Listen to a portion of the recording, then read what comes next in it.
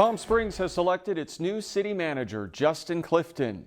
He has served as the city manager of Sedona, Arizona for the past 6 years. I spoke with Clifton today about why he took the job, his plans for the city, and where he stands on short-term vacation rentals. Justin, it's nice to meet you. Thanks for joining us. It's my pleasure. Thank you. First off, tell us a little bit about yourself and what made you want to apply for this job as the city manager in Palm Springs. Sure. Well, I studied political science and philosophy as an undergrad and then went on to study public policy, and I've always been interested in service. I really think serving in the public sector, especially collaborating with communities to build great communities, high qualities of life, is just a fascinating, dynamic, and wonderful experience. What really attracted me to Palm Springs was that I thought I could do all of that in spades. The community is engaged. There are partners that are just ready and willing to roll up their sleeves and get work done. It's a remarkably talented council and an outstanding team. I can't think of a better place to relocate and live and to be part of that community building experience. I spoke yesterday with council member Jeff Kors, who had a lot of nice things to say about you. One of them is that he says you bring new ideas in how to run a city. Can you tell us about some of those ideas? Well, it'll be interesting to see once I really get going exactly what's different. But I really believe in performance and accountability, building really dynamic, collaborative teams that can tackle tomorrow's challenges, not just today's. It's easy in government to be reactive. And in fact, problems just fall out of the sky sometimes, and we do have to stop what we're doing and shift gears. But I really like to invest the time and energy in building those collaborative systems, thinking in innovative new ways, and developing emerging best practices. So I'm really excited to see what we can all do together. And I'm sure you already know, David Reddy, big shoes to fill for you. He was here for about 20 years.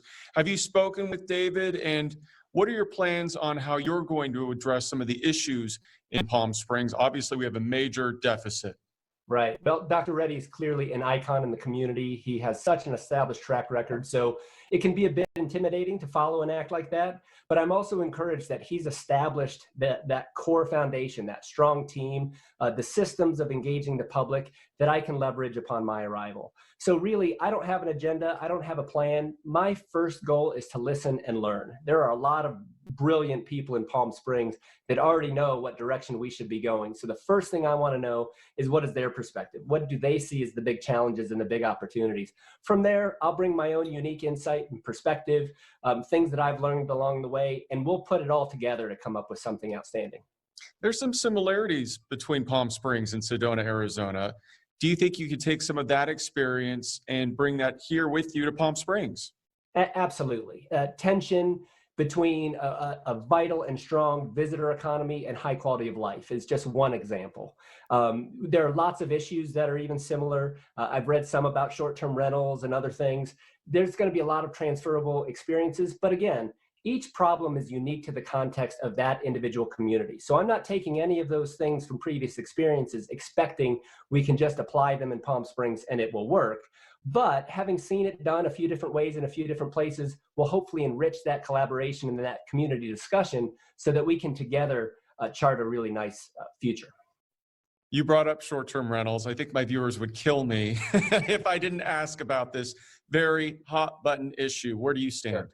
Well, again, where I stand is this is a complex and complicated issue. There are pros and cons to this kind of activity. I've seen it enable people to stay living in the community they love, where they wouldn't otherwise be able to. And I've seen what can happen if it's not well managed in neighborhoods. It's a pretty different circumstance here in Arizona, where we're preempted by the state government from doing virtually anything. And it's very different in Palm Springs.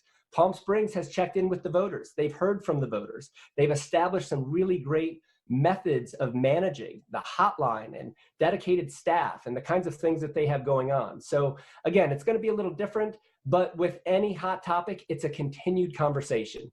And just because it looks a certain way today doesn't mean it can't look different in the future. That's really going to depend on that collaboration between all the interested parties.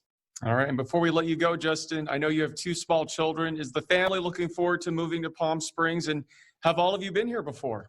Yeah, so my wife and I came out to visit before we even applied, we wanted to know, is this a community where we could live? We were thrilled when we found out not only could we live there, but we would love to live there. We've talked to our kids. They're at an age where it's kind of ideal for them to transfer, and we've piqued their interest with palm trees and swimming pools. So they're very excited. Well, this is the land of palm trees and swimming pools. Justin, we appreciate your time. Congratulations again. We look forward to meeting you in person soon. Thank you. Likewise. Take care.